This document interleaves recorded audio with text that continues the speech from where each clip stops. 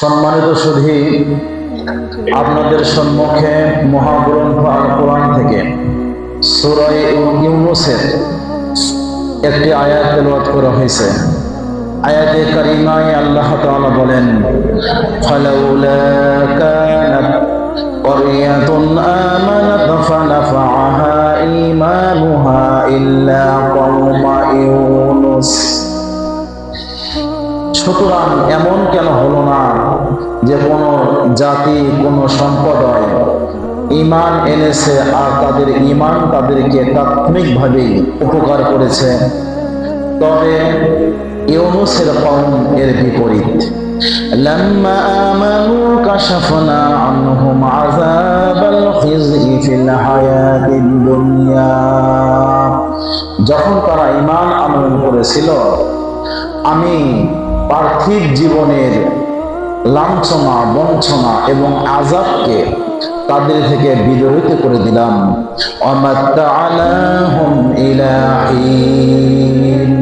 এবং আমি দুনিয়াতে তাদেরকে নির্দিষ্ট সময় পর্যন্ত স্বাচ্ছন্দ্যে বসবাসের ব্যবস্থা করে দিলাম। আয়াতের অর্থ একদম স্পষ্ট। সম্মানিত সুধী, আমার আজকে আলোচনার মূল কথা হলো, আল্লাহ তাআলার কাছে চাওয়ার মতন চাইলে, তাওবার মতন তওবা করলে আল্লাহ অবশ্যই তওবা কবুল করেন এবং বান্দার আশা পূর্ণ করেন।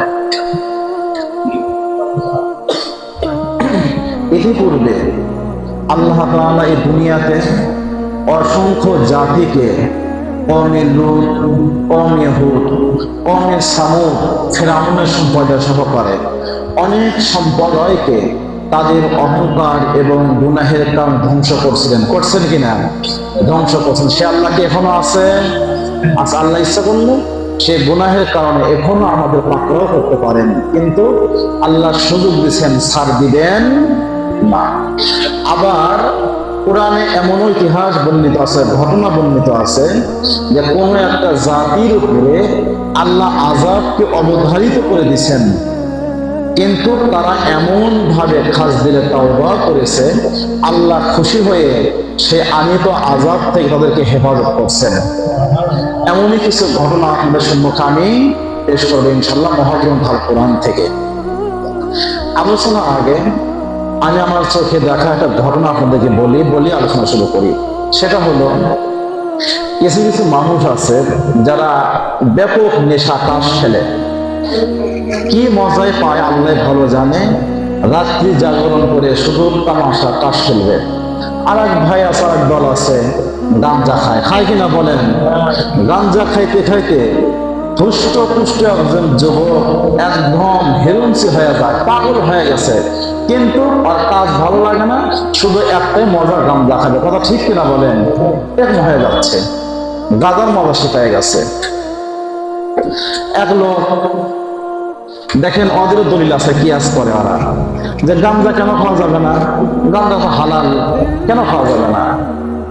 বলে আল্লাহ তাআলা যেরকম ভাবে বিভিন্ন কাঁঠাল গাছ, আম গাছ, খেজুর গাছ, বিভিন্ন ধরনের গাছ তৈরি করছেন, ওই গাছের ফল যেরকম খাওয়া যায়, তো অনুরূপভাবে গাঁজাও তো আল্লাহ তৈরি করছেন। গাঁজা গাছ, এটা খাওয়া কেন জায়েজ হবে না? আল্লাহ যদি সবই তৈরি করেন, সব খাওয়াই জায়েজ হয়। আমি ওদেরকে বলতে চাই, আল্লাহ তাআলা তো আপনার দেহে অনেক কিছু তৈরি করছেন, আপনার দেহে থেকে তো পানিও বের হয়, সেই পানি কেন খান না? বলেন, এত কষ্ট করে নলকূপ করে ৩-৪ লাখ টাকা খরচ করে গভীর নলকূপ করেন, পানি তোলেন, এই পানি তো আপনার দেহ থেকে বের হয়, কেন খান না? আল্লাহ যা তৈরি করছে ওটাই খেতে হবে, এটা কোনো কথা হইল? নাকি আল্লাহ রাসূল যেটা বলছেন সেটা খাওয়া যাবে, যেটা না করছেন সেটা খাওয়া যাবে না? আপনি ভালো ফলমূল খান, আমরা দেহকে শক্তি আনার জন্য বিভিন্ন ধরনের খাবার খাই। এই খাবারগুলো খাওয়ার পরে ফিনিশিং হয়ে একটা জায়গাতে বের হয় কিনা বলেন? ওটাও তো থেকে আসলে ভালো একটা জিনিস থেকে আসলে, ওটা তো কেউ খায় না। মলমূত্র কেউ পাক করে না। তাহলে আল্লাহ তৈরি করছেন বলি সব হালাল, জিনিসটা এমন না। হালাল ওইটাই যেটা আল্লাহ রাসূল বলেছেন, হারাম ওইটাই যেটা আল্লাহ রাসূল হারাম করেছেন, এর বহির হারাম নাই। আমি একটা আমার চাক্ষুষ দেখার ঘটনা বলতেছিলাম। এক লোক তাস খেলে, এমন নেশা বাড়িতে সন্তানাদি স্ত্রীকে রেখে রাত তাস খেলেন।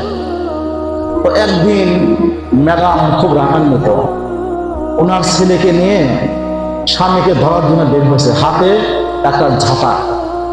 খুঁজতে খুঁজতে তারা খুঁজে পেয়েছে যে অমুক ঘরে তার স্বামী তাস খেলে। ওখানে গিয়ে পলাক ধরে বের করে একদম পেটন ঝাঁটা দিয়ে, এরকম দেখা কথা বলতেছে আমরা, আমাদের গ্রামের কথা, ঝাঁটাটা পেটন খুব পিটছে। পেটার পরে দেখা গেল যে উনি আবার তাস খেলেন, আবার তাস খেলেন। ভাই, এই লোকটা যদি বইয়ের স্ত্রীর ভয়ে না করে আল্লাহর ভয়ে তাস খেলে গেছে, তো সম্ভব কিনা বলেন? অন্তরে আল্লাহর ভয় নাই, অন্তরে আল্লাহর ভয় না থাকার কারণে সাময়িকভাবে স্ত্রী মারবে, এজন্য তওবা করে গান তাস খেলবো না, পুলিশ ধরে মারি দিবে এজন্য সাময়িকভাবে তওবা করে যে আমি গাঞ্জা খাবো না, ইয়াবা খাবো না, ফেন্সিল খাবো না। কিন্তু যে ছাড়া পায় খায় কিনা বলেন? এই পুলিশের ভয় বাদ দিয়ে, স্ত্রীর ভয় বাদ দিয়ে যদি কোনো ব্যক্তি একদম কায়নো বাক্যে আল্লাহর জন্য তওবা করতো, আল্লাহকে ভয় করে তাস এবং এরকম গাঞ্জা ফেন্সিলকে ছাড়তো, ছাড়া সম্ভব কিনা বলেন? সম্ভব হইতো। আমি বলতেছিলাম মানুষের ভয়ে না, বরং আল্লাহর ভয়ে কাজটা করতে হবে। তওবা করুন আল্লাহর জন্য, আল্লাহর জন্য তওবা করার কারণে আল্লাহ মানুষের উপরে একদম আমিত গজবকে রহিত করে দিচ্ছেন। এরকম কিছু ইতিহাস আমাদের শুনবো। এমন প্রথম ঘটনা শোনেন, হযরত মূসা আলাইহিস সালামের উপরে যে কিতাব অবতীর্ণ হয় তার নাম জানেন? সে কিতাবের নাম ছিল কি? মাশাআল্লাহ, তাওরাত। মূসা আলাইহিস সালাম যখন তুর পর্বতে তাওরাত প্রাপ্তি হলেন, উনি ফিরে আসলেন তার কওমের কাছে, এসে বললেন, হে আমার জাতি, আল্লাহ তাআলা আমার উপরে তাওরাতকে অবতীর্ণ করেছেন এবং এই তাওরাতে তোমাদের সারা জীবনের সংবিধান লেখা আছে। তুমি কিভাবে চলবে, পরিবারকে কিভাবে চালাবে, তোমার সমাজ কিভাবে চলবে, তোমার রাষ্ট্রীয় ক্ষমতা রাষ্ট্র কিভাবে পরিচালিত হবে, সকল কথাই এখানে লেখা আছে। সেই হিসেবে তোমরা জীবন পরিচালনা করো। মূসা আলাইহিস সালামের কওম বনি ইসরাইল, ওনারা বললেন, মূসা, তুমি যে দাবি করেছো তাওরাত আল্লাহর পক্ষ থেকে অবতীর্ণ কিতাব, এটা আমরা কিভাবে বুঝবো? যতক্ষণ পর্যন্ত আল্লাহ সরাসরি আমাদেরকে বলবেন যে আমি তাওরাত অবতীর্ণ করেছি, এই কথা না বলা পর্যন্ত আমরা তাওরাতকে মানতে পারি না। এই কথা না বলা পর্যন্ত আমরা কখনোই তোমার কথা বিশ্বাস করতে পারি না। মূসা আলাইহিস সালাম তার কথা বিশ্বাস করানোর জন্য বারবার বোঝানোর চেষ্টা করলেন যে না, এটা আমার কিতাব নয়, এটা আল্লাহ তাআলার নাজিলকৃত কিতাব, যেটা আমার প্রতি অবতীর্ণ হয়েছে। কিন্তু বনী ইসরাইল বুঝতে চাইল না। এক পর্যায়ে মূসা আলাইহিস সালাম আল্লাহর কাছে আরজি করলেন, ও আল্লাহ, বনী ইসরাইলকে হেদায়েতের জন্য আপনি আমার প্রতি যে কিতাব দিয়েছেন তাওরাত, বনী ইসরাইল আমার কওম, আমার সম্প্রদায় সেই কিতাবকে মানতে চায় না। ওনাদের দাবি হলো আপনি যদি সরাসরি বলে দেন যে তাওরাত আমি অবতীর্ণ করেছি, তাহলে তারা বিশ্বাস করবে, অন্যথায় বিশ্বাস করতে চায় না। আল্লাহ কি করা যায়? আল্লাহ তাআলা মূসাকে বললেন, ওগো মূসা, তুমি তোমার কওমের লোকদেরকে বলো তারা যেন তুর পর্বতে আসে, আমি আমার আওয়াজের মাধ্যমে তাদেরকে বোঝাইতে চাই তাওরাত আমি অবতীর্ণ করেছি। যে ঘটনা আল্লাহ তাআলা সূরা আল বাকারায় বলছেন, وَإِذْ أَخَذْنَا مِيثَاقَكُمْ وَرَفَعْنَا فَوْقَكُمُ الطُّورَ خُذُوا مَا آتَيْنَاكُمْ بِقُوَّةٍ وَاذْكُرُوا مَا فِيهِ لَعَلَّكُمْ تَتَّقُونَ। আল্লাহ তাআলা বলেন, আর ওই সময়ের কথা স্মরণ করো যখন আমি তাদের থেকে অঙ্গীকার নিলাম যে যখন আমি তোমাদের মাথার উপরে পাহাড়কে উঁচু করে ধরে অঙ্গীকার নিলাম যে এই কিতাব আমার কিনা বলো, তখন তোমরা বলেছিলে কিতাবটা আমার। আমি বলেছিলাম মজবুতির সাথে আঁকড়িয়ে ধরো যাতে করে তোমরা মুত্তাকিন পরহেজগার হতে পারো। এই আয়াতের ব্যাখ্যায় লেখা আছে, হযরতে মূসা আলাইহিস সালাম বনী ইসরাইলের তার কওমের সম্ভ্রান্ত সুশীল কিছু মানুষকে নিয়ে তিনি তুর পর্বতে আসলেন। আসার পরে আল্লাহ তাআলার কাছে আরজি পেশ করলেন, ওগো আল্লাহ, আমার কওম সরাসরি আপনার আওয়াজ শুনতে চায়, আপনার মুখের ভাষা আপনার মুখ থেকে শুনতে চাই, তাওরাত আপনি অবতীর্ণ করেছেন। মুসা আলাইহিস সালাম আল্লাহর কাছে আরজি পেশ করলেন। আল্লাহ তাআলা দোয়াকে কবুল করলেন। তুর পর্বতে আল্লাহর ওহী ইলহা হলো যে হে বনি ইসরাইল, মুসা সত্য কথাই বলেছেন, তাওরাত তার উপরে আমি অবতীর্ণ করেছি এবং এই তাওরাতের যে বিধানগুলো আমি দিয়েছি সবগুলো আমার পক্ষ থেকে নাজিলকৃত বিধান। বলেন, এত কিছু বলার পরেও কি প্রশ্ন করার সুযোগ ছিল? কোনো সুযোগ নাই। কারণ তারাই বলেছিল যে স্বয়ং আল্লাহ যদি আওয়াজ দেন, আল্লাহ যদি আমাদেরকে বলেন, আমরা মানতে বাধ্য যে তাওরাত আপনার কিতাব। কিন্তু যখন তাদেরকে অবগত করা হলো, এরপরেও তারা আবার প্রশ্ন শুরু করলো। কি প্রশ্ন করছে? দ্বিতীয় পর্যায়ে বনি ইসরাইল মুসাকে প্রশ্ন করলেন, মুসা, তুর পর্বতে যে আওয়াজটা এইমাত্র আমরা শুনতে পারলাম, এই আওয়াজটা কি কোনো জিনের আওয়াজ নাকি আল্লাহর আওয়াজ না কোনো ফেরেশতার আওয়াজ? এটা তো আমরা বুঝি না, এটা আমরা বুঝি না, দেখেও নাই। অতএব জিনের আওয়াজ না ফেরেশতার আওয়াজ নাকি আল্লাহর আওয়াজ, এটাকে ফরক করা, পার্থক্য করার ক্ষমতা আমাদের নাই যতক্ষণ না দেখব। আল্লাহ যদি স্বয়ং আমাদের সম্মুখে হাজির হন এবং আমাদেরকে বলেন যেটা আমি অবতীর্ণ করেছি, আমরা মানতে বাধ্য। দেখেন ওরা আল্লাহর সাথে গোস্তাখি করছে কিনা, বেয়াদবি করছে কিনা। ওরা এখন শুধু চালাকি করা শুরু করলো। ওয়ামাকারু ওয়ামাকারাল্লাহ, তারা আল্লাহর সাথে প্রতারণামূলক, ষড়যন্ত্রমূলক আলোচনা করার চেষ্টা করছেন। আল্লাহ তাদেরকে তাদের সাথে কৌশল অবলম্বন করেছেন। কথা তো এটা ছিল না।